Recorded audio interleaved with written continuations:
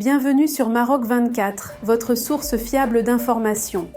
Aujourd'hui, le 17 avril 2024, nous explorons une nouvelle rapportée exclusivement par Maghreb Intelligence, selon laquelle le patron du MAC Ferhat Mehni vient de réaliser une véritable percée diplomatique à New York en rencontrant les représentants officiels de 3 pays du Golfe, parmi les plus importants aux Nations Unies. Les représentants des 3 pays du Golfe ont cherché à connaître les intentions du MAC, notamment concernant le projet de déclaration d'indépendance envisagé par le mouvement. Restez avec nous pour plus de détails. Les rencontres du patron du MAC Ferhat Mehni avec les représentants officiels de 3 pays du Golfe, parmi les plus importants aux Nations Unies, ont pris de court les services de renseignement extérieur algériens, notamment le général de division Djebar Mena, puissant chef de la DDSE, qui suit au pas les activistes et se proclame maître espion auprès du président Abdelmadjid Tebboune. La confirmation de ces rencontres entre le dirigeant du MAC et les représentants des 3 pays du Golfe risque d'altérer encore plus les relations déjà très tendues entre Alger et certaines capitales de la région. Le président du mouvement pour l'autodétermination de la Kabylie, Ferhat Mehni, avait annoncé que la Kabylie allait proclamer la renaissance de l'État kabyle le 20 avril 2024 devant le siège de l'ONU à New York, au moment symbolique de 18h57, heure de Kabylie, reflétant l'année 1857, au cours de laquelle la Kabylie a perdu sa souveraineté à l'issue de la bataille d'Ishriden. Ferhat Mehni, président du mouvement pour l'autodétermination de la Kabylie, est arrivé aux États-Unis le 15 avril 2024 pour préparer la proclamation de la renaissance de l'État kabyle, prévue le 20 avril devant le siège des Nations Unies à New York. Dès son arrivée, il a engagé des activités politiques et diplomatiques, y compris une intervention à une conférence majeure sur l'autodétermination des peuples autochtones. Durant cette intervention, il a exposé les aspirations indépendantistes de la Kabylie, dénoncé les violations des droits humains par le régime algérien et mentionné le cas des prisonniers politiques kabyles. Je vous laisse écouter l'intervention de Ferhat Mehni au siège des Nations Unies.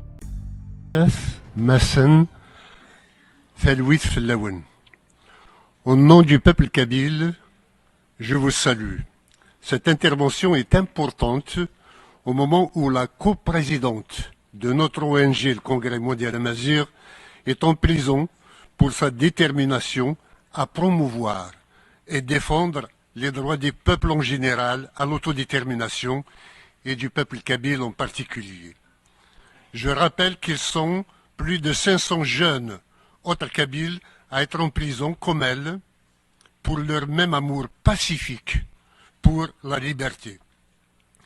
L'Algérie criminalise le droit de la Kabylie à son autodétermination pendant qu'elle en fait la promotion par voie terroriste, quelquefois ailleurs.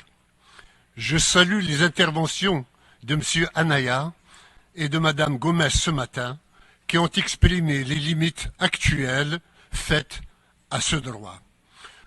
Je propose qu'un groupe de mécanismes d'experts soit institutionnalisé au niveau de l'ONU et soit membre d'office de la 4e commission chargée de la décolonisation. Il aurait à recevoir, étudier et éventuellement soutenir les demandes des peuples autochtones à inscrire leur territoire sur la liste de ceux qui sont à décoloniser, comme le réclame pacifiquement la Kabylie, pour elle-même, par la voie du mouvement pour l'autodétermination, le MAC, et de la Naval, son gouvernement provisoire kabyle en exil. Nous vous invitons à cet effet à assister ce samedi 20 avril 2024 à la cérémonie de proclamation de la renaissance de l'État kabyle qui aura lieu devant le siège de l'ONU à 13h40 et je vous remercie. Et maintenant, un coup d'œil rapide sur les autres infos importantes du jour. Sahara marocain, de Mistura se plaint des conditions exigées par les 3 parties et une offensive algérienne à l'ONU. Le Conseil de sécurité a tenu une réunion, hier soir à huis clos, consacrée à l'examen de la question du Sahara marocain. D'après certaines confidences, les membres de l'instance exécutive de l'ONU ont réaffirmé, mardi 16 avril, leur appui aux efforts de l'envoyé personnel du secrétaire général des Nations Unies pour le Sahara marocain, Staffan de Mistura, en vue d'une relance des négociations. L'émissaire onusien s'est toutefois plaint, devant les 15, des conditions exigées par les trois parties, Maroc, Algérie et Polisario, pour reprendre le chemin des pourparlers. Après presque 3 années d'exercice, l'Italo-Suédois n'a pas encore réussi à réunir les acteurs impliqués dans ce dossier. De son côté, l'Algérie a réitéré son appel à des négociations directes entre le Maroc et le front séparatiste, rejetant ainsi le format des tables rondes, ayant connu la participation en décembre 2018 et mars 2019 à Genève, sous l'égide de l'ONU, des représentants du Maroc, l'Algérie, la Mauritanie et le Polisario. De son côté, le Royaume a exigé le 4 avril à Rabat lors d'une réunion avec de Mistura, la pleine participation de l'Algérie au processus.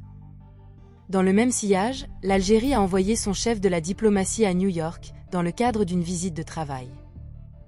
Ahmed Attaf est arrivé mardi 16 avril au siège des Nations Unies, seulement quelques heures avant l'ouverture d'une séance, à huis clos, au Conseil de sécurité, consacrée à l'examen de ce dossier. Ahmed Attaf a débuté son programme par une entrevue, dans les locaux de la mission permanente de l'Algérie aux Nations Unies, avec l'envoyé personnel du secrétaire général de l'ONU pour le Sahara marocain, Staffan de Mistura. Les entretiens ont porté sur les démarches et les efforts onusiens visant à relancer le processus politique avec la participation des deux parties au conflit, le Front Polisario et le Royaume du Maroc, en vue de parvenir à une solution politique qui garantisse le droit du peuple sahraoui à l'autodétermination, précise le ministère des Affaires étrangères de la junte militaire dans un communiqué. La réunion a précédé le briefing que de Mistura a présenté hier soir, devant les membres du Conseil de sécurité sur les développements qu'a connu le dossier du Sahara, depuis l'adoption de la résolution 2703, le 29 octobre 2023. Ahmed Attaf a ensuite rencontré le sous-secrétaire d'État américain adjoint en charge de l'Afrique du Nord et des affaires du Proche-Orient, Joshua Harris. La question du Sahara marocain était au menu de la réunion. Les deux parties ont procédé à un échange de vues sur les derniers développements liés à ce dossier et les résultats attendus de la séance du Conseil de sécurité. Pour rappel, le Monsieur Sahara, de l'administration Biden avait eu à 2 reprises à Alger, des entretiens avec le ministre algérien des Affaires étrangères, en septembre et décembre 2023, dans le cadre de 2 tournées dans la région. Alors qu'Ahmed Attaf discutait de la question du Sahara marocain avec Staffan de Mistura et Joshua Harris, le président algérien Abdelmadjid Tebboune et le général Saïd Chengria recevaient le chef de la fantomatique RASD, source yabiladi.com. Pour rester informé, je vous invite à regarder les vidéos Maroc 24 qui s'affichent sur votre écran.